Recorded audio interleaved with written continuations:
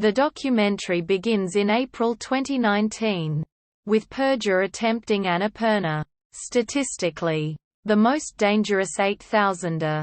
Purja joins with Canadian climber Don Bowie, who has failed several times on Annapurna. However, Purja encourages Bowie to come with his team and they are successful summiting on 23 April. With Bowie saying, "This guy believed they were gonna do it." And they pushed through. The following day, Purja returns up the mountain to rescue a stricken climber, later identified as Malaysian climber Wei Kin Chin, which is successful. Although Chin would die days later in Singapore. The rescue meant Purja lost his weather window for Dhaulagiri, which his team summits in bad weather on 12 May.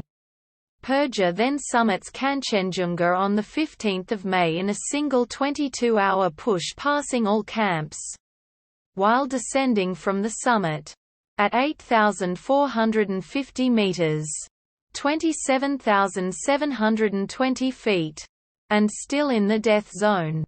Purja and his team encounter two stricken Indian climbers, later identified as Kuntal Kara and Biplab Baidya.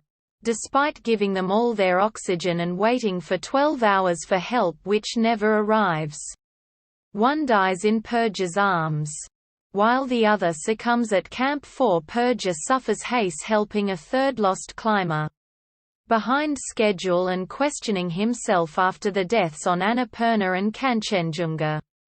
Purja summits the three neighbouring 8,000ers of Everest on 22 May, Lhotse on 22 May, and Makalu on 24 May, in a record 48-hour push, taking a photograph of a large queue that had formed at the Hillary Step on Everest, which went viral and was reprinted on the front of the New York Times.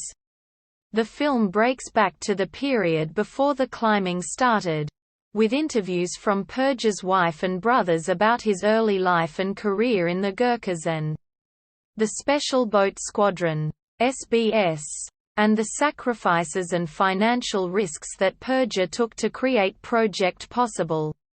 We also learn that his mother is unwell, and of a near-death experience from a sniper bullet to the face while on duty with the SBS.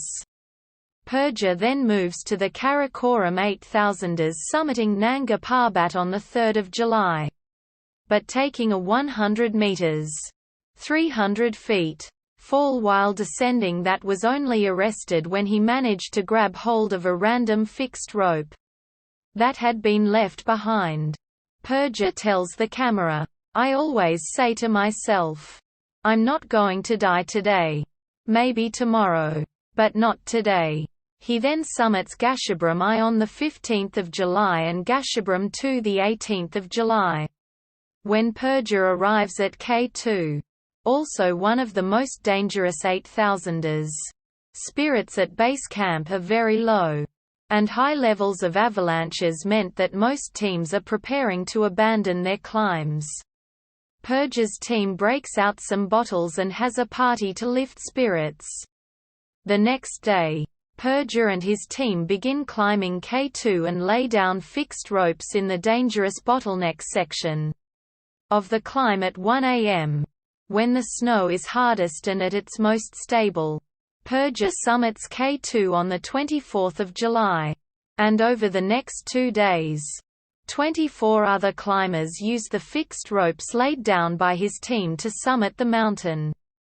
2 days later, Purja summits Broad Peak on 26 July, thus completing a 23-day push to climb the 5 8,000ers in the Karakoram. Purja rushes back to Kathmandu to be with his mother who has suffered a heart attack. He then returns to summit Cho Oyu on 23 September. And Manaslu on 27 September.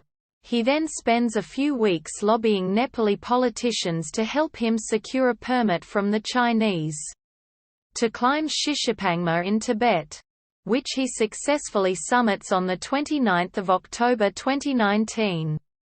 Purja calls his now dying mother from the summit, "We did it." Later we see Purger reunited with his mother and the world's media to celebrate the conclusion of his project possible.